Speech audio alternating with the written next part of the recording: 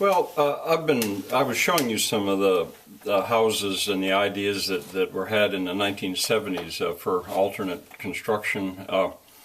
And my purpose behind all this is still the decentralism.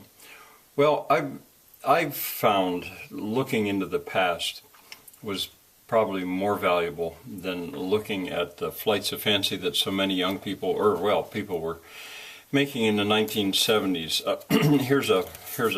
I'll start in the United States to show you what I mean. This is the House of Seven Gables, tour guide to the house.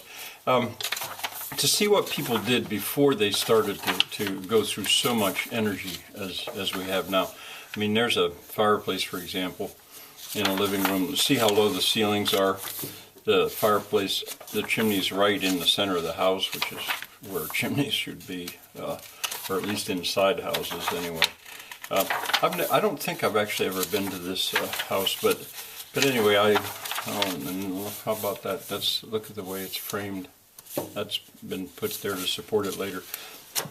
Okay, well that's in the United States. Here's a book that my sister Jill got me. It's been damaged. Farmhouses and cottages in Wales. She knew that I was interested in such things. Welsh Folk Museum. I've never been to Wales. Don't imagine I ever will get to Wales. Maybe I shouldn't say that. Thatch. I mean, she knew. I'm going to still show you another book that she got from me once. These are buildings that are coming from a time before they really had central heating. I probably shouldn't flip through every page, but anyway, to give you an idea, turning away from the United States and away from the 1960s and 70s, the companion guide through the Museum of Tyrolean Folk Art. Now, this museum was so, it impressed me so much. It's in Innsbruck. I've been there, I think, 3 times now. And if, boy, any chance, I'm sure I'm going back there again. This guide isn't maybe so great, but well, here, this will show. There's part of the museum where they actually show the interiors. They moved the interiors of buildings to the museum, so you can actually walk right through that. You go through a door, and then you go into another living room, it's called. And again, I'm showing you the books really, but here's what I'm talking about.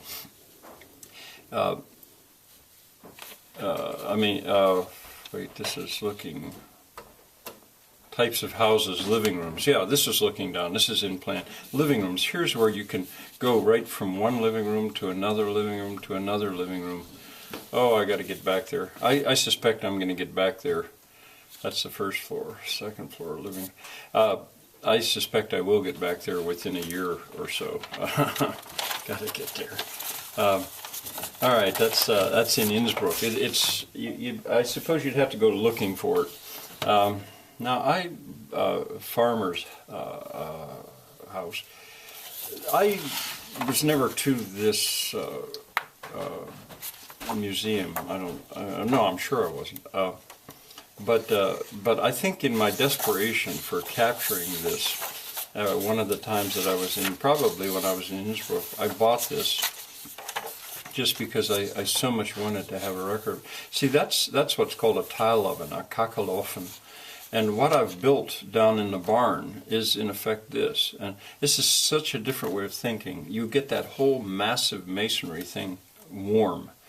And then the whole, that space is warm with low radiation heating. It's a very different way of looking at things. And look, the bed is basically right up against it. It's so much more efficient use of energy than what we have now. There's a kitchen of that time. Again, I don't really mean I don't want to take the time now, but I want to show you the books. Now, going into the past, Bruegel is a guy that he was a painter from way, way back. But anyway, when you go to the artwork of the past, see if I can get an example. See, I look at details like how this was built, the buildings that are shown, how that bridge was built. Bruegel maybe isn't the best. Well, these probably aren't the best examples. There are better examples than what I've. They're very, very famous paintings. These are. But anyway, see, I look at them in details because it's like traveling to see other ways of building. Bruegel's one of my favorite painters, actually. Burner.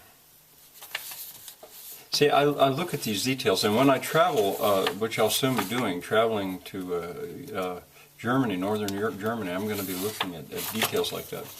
All right, that's Bruegel. Now, another way of going into the past, this is all the way back to the Renaissance now, is books of hours. These things, oh man, it's a whole other world. See the fence? I mean, these are the actual size of the paintings. I mean, I think I've probably elsewhere, the first year of this school, Frank's school, I probably displayed this illuminated manuscripts, dazzling, you know. But see, I look at them almost like a tourist to see how were things built then. I look at those details, and I can, you know, and so now I'm traveling into the past. Here is a real gem of a book, I think, 1934, I believe. I don't even know how I've got this. My mother must have bought it at some point. What a gem. Houses of the World. Little poem about each house. Oh boy, I probably should just go page by page by page right through these all. There's farm buildings in Ohio.